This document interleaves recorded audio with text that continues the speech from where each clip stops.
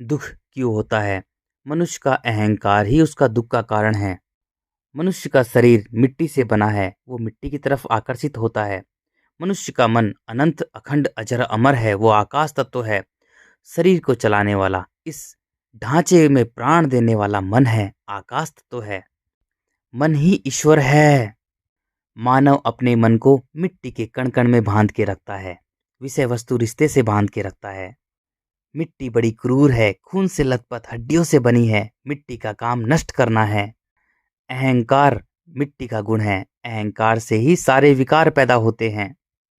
काम, क्रोध, मोह, लोभ, छल, कपट, ईर्ष्या, द्वेष भावना, डर, भय, झूठ, चालाकी, कुटिलता, षड्यंत्र, लेन देन, व्यापार, राजनीति, ये सारे मिट्टी के गुण हैं जो अग्नि की तरह फैलते हैं।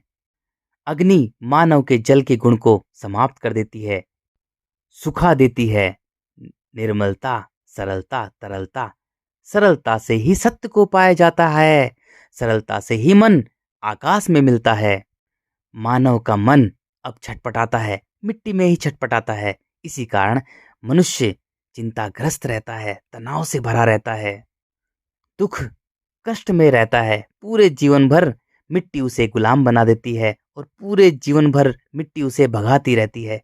मानव भागता रहता है, मिट्टी के पीछे भागता रहता है। मेरा मेरा मेरा मेरा, मेरे विषय, मेरे वस्तु, मेरे रिश्ते। पूरे जीवन भर मिट्टी के पीछे भागता रहता है, भागता रहता है, भागता रहता है। मिट्टी में मिल जाता है। अपने अहंकार के कारण मानव दुख कष्ट में रहता है, चिंताग्रस्त तनाव से भरा रहता है।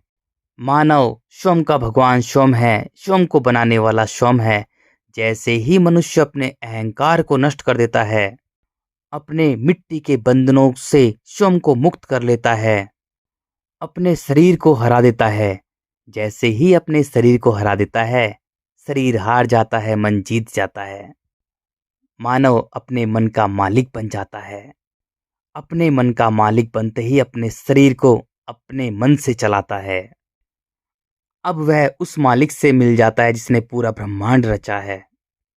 मानव स्वयं अनंत अखंड अजर अमर हो जाता है। वह ब्रह्मांड का अनंत बन जाता है।